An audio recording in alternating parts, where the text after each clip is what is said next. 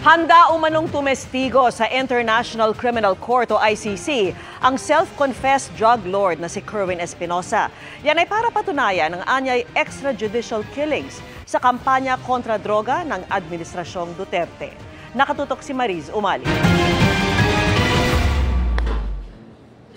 Hindi napigilan ni Kerwin Espinosa na maging emosyonal matapos maghain ng kandidatura sa pagkaalkalde ng Albuera, Leyte nitong Sabado. Ang posisyong yan ang hinawakan ng ama na inaresto para sa umano'y illegal drug possession noong 2016 bago mapatay sa kulungan dahil sa pagpalag umano sa mga mag-i-issue noon ng arrest warrant sa kanyang selda.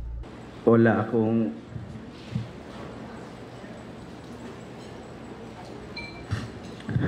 pasensya na po kasi naalala ko ulit ang aking daddy.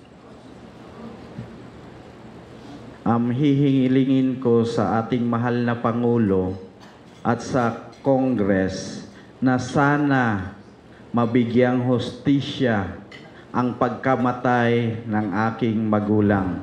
At ang ICC na ang mag-imbestiga at ang ICC na bahala na magdesisyon kung ano ang mali-mali. Handaan niya siyang tumestigo sa International Criminal Court o ICC para patunayan ang umano'y extrajudicial killing sa war on drugs noong Administrasyong Duterte. 1,000% na willing po ako. Hindi lang 100, 1,000% para makamit namin ang hustisya sa aking ama na pinatay sa loob ng kulungan at ginawa nila ng kwento.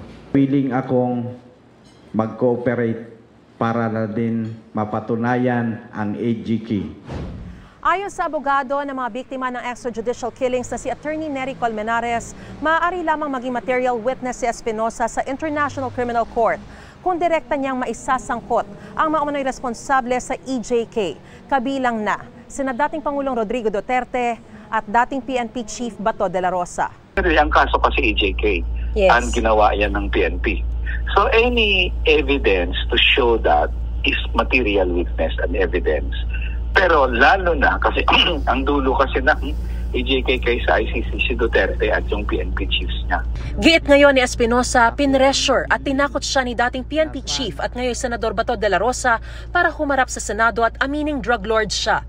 Napilitan lang umano siyang sumunod para sa seguridad niya at ng kanyang pamilya kasunod ng sinapit ng ama. Kung kayo ang nasa kalagayan ko sa panahon na yon at kayo ang nasa Senado, siguro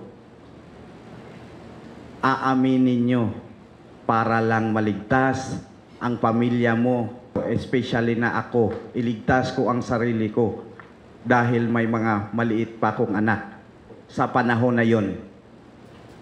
Kasi patayan na doon, patayan dito, patayan sa harap at hindi na bilang ang pinapatay ng administrasyon. Kung hindi siya kilalang drug lord sa Albuera, Leyte, bakit siya naglayas? Nagtago siya. Tell it to the Marines, Kerwin.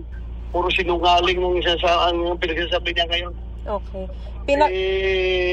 Anong motive to sa kanya? Bakit ko siya presurin? Mismong ama rin umano ni Kerwin ang pumunta sa official residence ni De La Rosa sa Camp Crame noon bilang PNP chief para sumuko. Sinabi niya mismo, yung tatay niya, na yung involved sila sa droga. Inamin nila. Yung tatay nagsabi na si Kerwin talaga ang nagpapatakbo ng droga sa kanila sa Albuera, Leyte.